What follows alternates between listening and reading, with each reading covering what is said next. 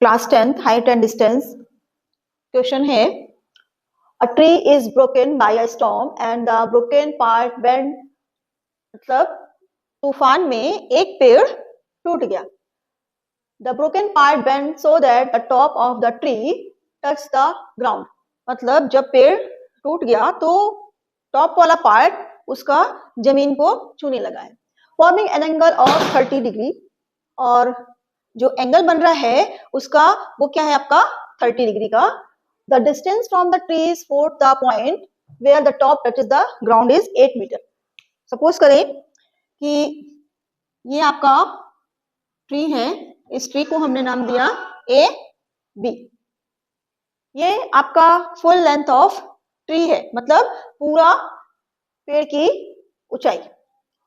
Question के हिसाब से आपको बोल रहा है कि जब तूफान आया है तो आपका ऊपर से पार्ट, जो टॉप पार्ट ऑफ ट्री है, सपोज करें यहाँ से ये आपका ट्री टूटा है तो ये वाला हिस्सा जो इतना है ये इस तरह से ये झुककर इस जमीन के इस पॉइंट पर टच होने लगा. मतलब ये वाला जब इतना टूटेगा तो ये झुककर इधर से इधर आ जाएगा.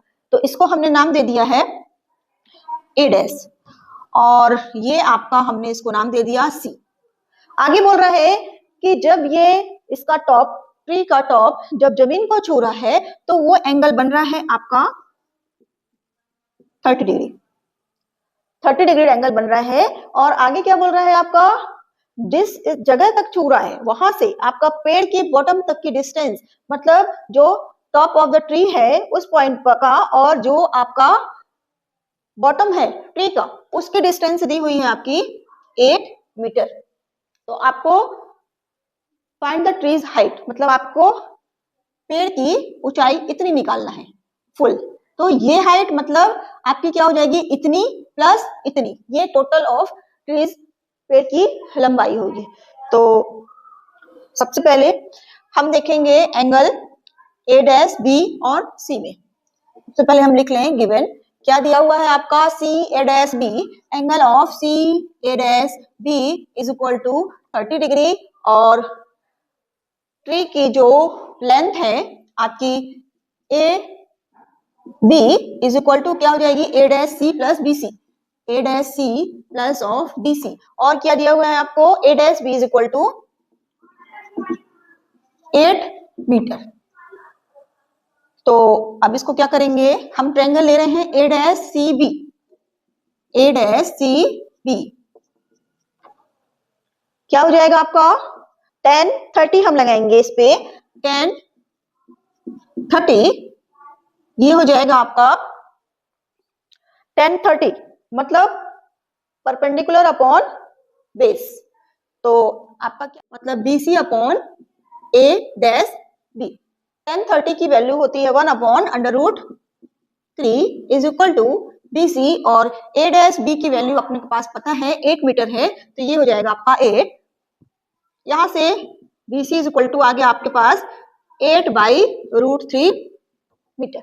मतलब इतनी वैल्यू हमने, इतनी हाइट हमने निकाल ली है 8 बाई रूट ऑफ 3. इतना क्लियर है.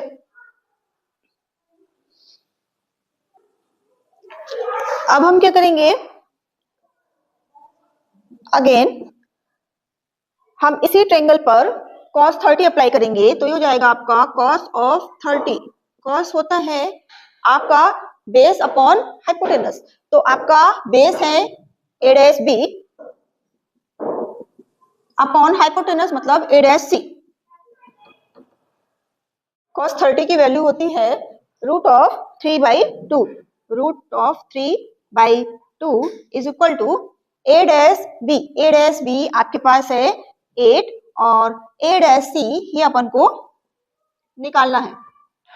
तो यहां से आपका क्रॉस बाय मल्टीप्लिकेशन लगेगा, तो ये हो जाएगा आपका A dash C under root of 3 is equal to 8 into 2.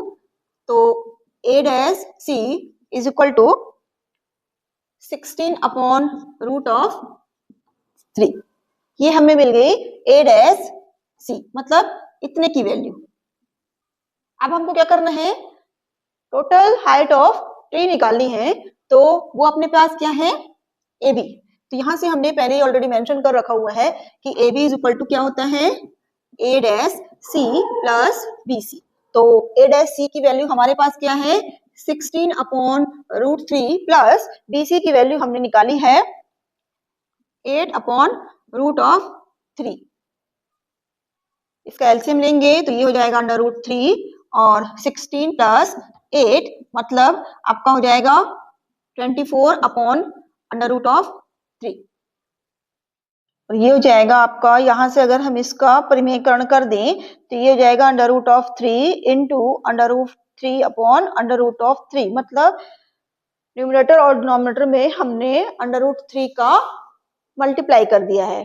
तो यहाँ से क्या हो गया आपका, ये आ जाएगा 24√3/√3 इंटू √3 और इसको हम जब कैंसिल आउट करेंगे तो 3 1 3, 3 8 जा 24। ये आपका आ गया आंसर। मतलब आपकी ट्री की जो हाइट थी वो 8√3 मीटर थी, 8√3 मीटर।